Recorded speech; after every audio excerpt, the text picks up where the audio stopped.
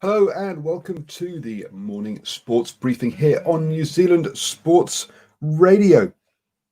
Here on the 18th of Saturday, the 18th of July. Welcome to the weekend, folks.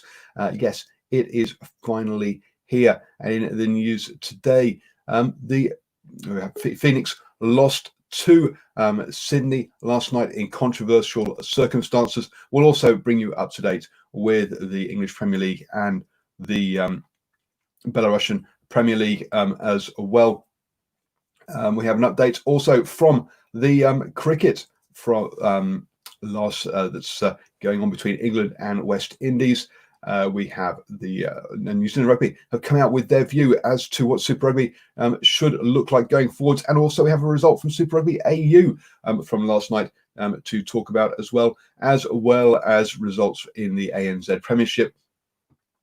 And a new basketball tournament to let you all know about, and also a couple of curling tournaments to keep you up to date with. And that's even before we get onto the sport that always keeps on giving, which is the NRL. This is your best way to start the day here, up to date with all the important sports news here on New Zealand Sports Radio. And let's kick off with all of that football news. And in the A-League, the Phoenix lost out to two very late goals by the substitute for Sydney FC. They lost 3-1 in the end. But one of the things that has gone by the wayside is the VAR, which obviously has had a lot of controversy in the past. But now the controversy is the other way, that because VAR was missing, there are a number of calls that the referee made that potentially were wrong. That included an early shot that was blocked by a raised arm, so the Phoenix didn't get a goal there. And they did take the lead in the end with a penalty around about the hour mark, but there was another handball and other calls also that potentially went the wrong way due to there being no VAR. Luckily, this doesn't alter the fact that the Phoenix still have their destiny in their own hands if they win games to make it to the finals, but this will still leave them sat in third place in the table. Over to the English Premier League, and when we were talking yesterday, Aston Villa had a lead against Everton, but Everton clawed that back, so it was 1-1 in the end. Along with Southampton drawing 1-1 with Brighton Hove Albion, you've got also Leicester City beat Sheffield United 2-0, and Crystal Palace lost to Manchester United 0-2 in all those results. This means now that at the bottom of the table, Bournemouth and Aston Villa are both on 31 points, 3 points behind West Ham and Watford. With only 2 games left for them. There were 3 games left for Watford and West Ham, but closing that 4-point gap, they would need 2 wins to claw themselves out of relegation, both Bournemouth and Aston Villa.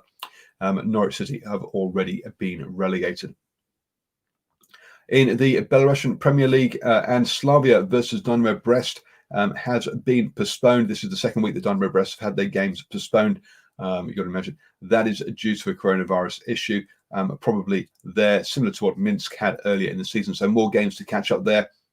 Sluts beats Isloch 2-1 to end a horrendous losing streak. And Gorodea are currently drawing 0-0 with Belashina. That game is ongoing as we speak. I'm going to moving on to the cricket news. And in the cricket, Stokes scored 176, and Silby also notched up a century, 120, which meant that England reached 469 for 9 declared on day 2. The West Indies made it to 31 for 1 by the close, so they lost 1 wicket there, which would exactly what England would have been looking for. So England on the are definitely having the upper hand in that test at the moment. I'm going to hand you over to Stephen, who will take us through our birthdays. Yes, good morning, Paul, and good morning to our listeners and viewers on New Zealand Sport Radio. I thought you were going to throw me a dummy pass there for a moment, Paul, a little bit early in the morning for one of those. Now, in birthdays today, a famous name in league circles, a former New Zealand tennis player now working with Tennis Australia, and finally a former Hawke's Bay and Chiefs utility, Andrew Horrell, born this day, the 18th of July 1988, is a New Zealand Rugby Union player who represents Coca-Cola Red Sparks in Japan. Horrell, who could play first five, second five or fullback, played for provincial rugby for Hawke's Bay between 2009 2015, making 53 appearances, as well as racking up 52 games for the Chiefs between 2012 and 2016. Moving on, Simon Rea, born this day, the 18th of July, 1982, in New Zealand, is a tennis coach from where else but New Zealand, who now works for Tennis Australia and has worked with the likes of Nick Kyrgios, the former New Zealand number one. Rao's highest ATP singles ranking was 473. Simon was the recipient of the 2013 award for coaching excellence high performance at the prestigious Newcomb Awards. And finally, Ivor Rapati, born this day, the 18th of July 1968, is a New Zealand former professional rugby league footballer who played in the 1980s and 1990s, and he was also a high school principal. He played at representative level for New Zealand, Auckland, Taranaki, and at club level for Otahu Leopards, the Te Atatu Roosters, the Mangere East Hawks, and the Sheffield Eagles, the Featherston Rovers, Oldham Rugby League, the Parramatta Eels, and the Auckland Warriors, and the Manurewa Marlins as a centre. His family is famous in rugby league circles, which includes brothers Joe, Peter, Tia, and Romy Rapati. Romy Rapati, remember, played rugby union for the Highlanders. That's it for birthdays today. I'll be back with plenty of league news. Thank you very much, Stephen. And also, one birthday that I have to say happy birthday to is happy birthday, Mum. Yes, Mrs. Baines, it's her birthday today. So have a wonderful weekend, Mum. I hope Dad spoils you over there in France. Moving on then, the Youth Olympics that was due to take place in 2022 has been postponed due to coronavirus to 2026. Wow. A tournament that is 2 years out has been postponed by another 4 years. So I guess that's to keep it within that 4-year cycle. But you have to say that was that's been a bit of a surprise there. That is due to take place in Dakar, Senegal, in 2026. Moving on then into rugby, and last night the Reds and the Force fought out a fascinating game that was a bit of a tri-fest at times. The Force ran out to a 14-0 lead in just 13 minutes, but then the Reds suddenly got themselves flowing and into action, and came back to lead 21-19 at half time. They pulled out another early try, but they pulled out their lead to 28-19 before a yellow card reduced them for the final 10 minutes of the game. But whilst the Force managed to pull back one try, to close it down to a one-score game, two conversion misses by John O'Lance meant that they were still trailing by 4 points, and a John O'Connor drop goal sealed it for the Reds close to the end. So congratulations to the Reds there, beating the Force 31-24 in Super Rugby AU. We'll be having the Waratahs versus the Brumbies will be taking place this evening, and that happens after the Hurricanes versus the Blues. Have I got it the right way around? I hope so. There, and then tomorrow we have the Chiefs versus the Highlanders. I've got a funny feeling I've got that the wrong way around. The Chiefs Highlanders today, but anyway, those two games are the games of Super Rugby Aotearoa today or this weekend. Yesterday, the New Zealand Rugby came out with their they took recommendations from the Aritupu report on the future of Super Rugby, and announced what they would like to see. But essentially, this is a tournament that will include the same 5 Super Rugby sides in New Zealand.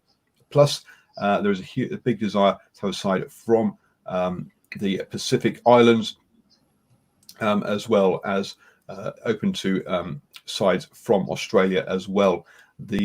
Suggesting that a tournament between 8 and 10 teams is what they're looking for. So that would be only 2 teams potentially from Australia. Now, one of the issues with this is that they've come together with all this without actually really consulting Australia on this at all, and they have not included the Pacific Islands in the on the committee that was coming up with these recommendations either. So look out, because for supporters of New Zealand Sports Radio, I'll be producing an opinion piece exclusively for them. You can become a supporter of New Zealand Sports Radio by going to drivingmore.com. So that's brings you up to date with all the rugby union news. And yes, it's time to hand you over to Stephen properly this time for the sport that just keeps on giving. It's the NRL. There we go. I've taken that past 2 hands this time. Paul, in league news this morning, Manly prop Adam Funua Blake to miss a 3rd straight game. Nick Crotrick, the Raiders winger, is set to leave. And big hidings for both the Gold Coast Titans and the Bronco in the NRL played overnight. And that's where we start with the first game, the Storm v the Titans. The Storm have thrashed the Titans 42-6 at Sunshine Coast Stadium to bag their 4th consecutive win. The Titans did well to keep the Storm scoreless up at least to the 20-minute mark after a couple of near misses from both teams. But finally, it would be the Storm's returning star, Cameron Munster, who would open the scoring. The Titans answered back 7 minutes later to level the scores with a controversial try to Brian Kelly. Further tries to Josh Adokar and Nelson Asofa Solomona before the break sent the Storm into the shed with a handy 18-6 lead. Asofa Solomona made it a double when he crashed over again 2 minutes into the second half. Despite an 18-point lead, Captain Smith opted for the safe option when awarded a penalty and added 2 more points 5 minutes later. The ball went right again when Smith defied the pressure on the Titans players around him to throw a perfectly timed pass to Hughes, who passed it again to Lee, and this time he didn't take any chances as he crossed over himself. As the clock ticked down, things went from bad to worse for the Gold Coast coach Justin Holbrook, who, when the halfback Fogarty went down with what looked to be a knee injury, he got back to his feet but eventually was taken from the field. Blink and you would have missed, as it was versatile forward Brandon Smith, who's just playing some outstanding rugby league this year, who dived out of dummy half, one of the best players going around.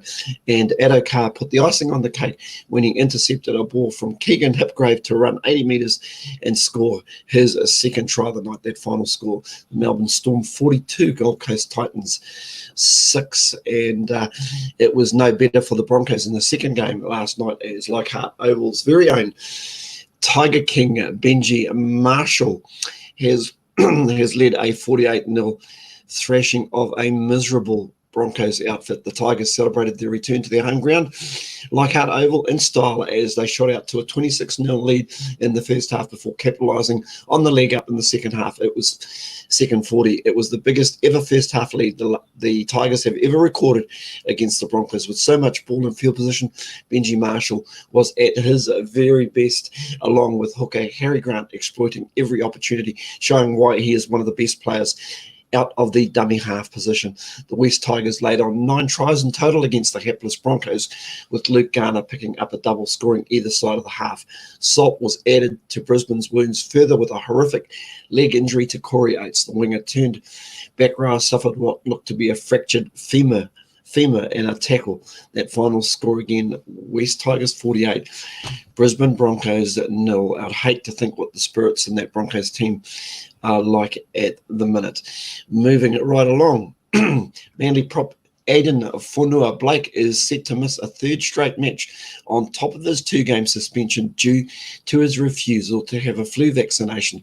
Sea Eagles coach Des Hasler confirmed on Friday that the Tongan international was still yet to have a vaccination, which is part of the NRL's biosecurity measures brought in when the ARL Commission restarted the Telstra Premiership in May, June to the COVID-19 pandemic.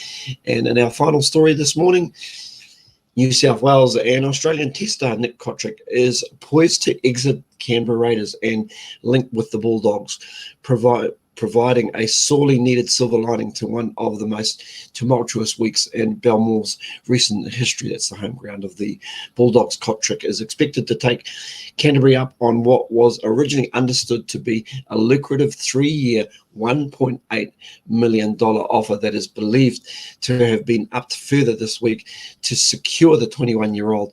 The New South Wales representative. Neither club has made an official comment on Cotric's future. However, an announcement from Canterbury could come as early as yesterday afternoon. Haven't heard anything yet. NRL.com understands the Bulldogs have secured his services with a larger annual salary and the chance to shift infield from wing to centre. Cotric is understood to have told Canberra teammates of his decision on Friday following the gutsy upset of the Roosters in Thursday night's game at the SCG. So there we have it in league news this morning. I'll be back with more tomorrow. Just before I go, though, I must quickly mention the games coming up today. We do have a triple header, and it pretty much starts with the Dragons playing at home against the Bulldogs at Wynn Stadium. That's a 5 p.m. kickoff. In our second game, we have the Rabbitohs at Bankwest Stadium taking on the Knights. That's a 7:30 p.m. kickoff. And in our final game of the evening, could be a good one, an opportunity for the Sea Eagles to bounce back after 3 losses in a row where they take on the top of the table the Parramatta Eels, and that is from Lottoland Stadium in Sydney. And if you're not so tired, it'll be 9:35 p.m. when you sit down to watch that particular game. That's it from me this time from League, and this time I'm throwing the pass right back to you, Paul.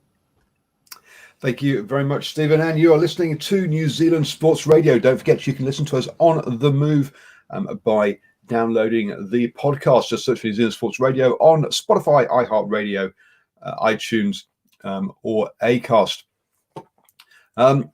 Looking, just spotted some breaking news in Northland Rugby have cancelled all of their club rugby today due to flooding in Northland. So, folks, if you're planning to get out some grassroots rugby today, please do check the weather conditions and do stay safe. Check what the police recommendations are around travel. I'm intending, and I need to check on the travel conditions first, but my intention is to get up to watch some grassroots rugby in Auckland. I was going to go to, or I'm planning to go to, Eden versus Suburbs up there in Auckland today. So if you're going to be at that game, if it does go ahead and if the travel conditions are safe, then do, and you spot me, then do come over and say hello for in that one. Over in the curling, yes, we do look to give all sports platform here on New Zealand Sports Radio. And congratulations to Courtney Smith and her team with Zoe Harmon, Rachel Pitts, and Anna Stewart. Courtney Smith has won her third consecutive junior New Zealand championship in the curling.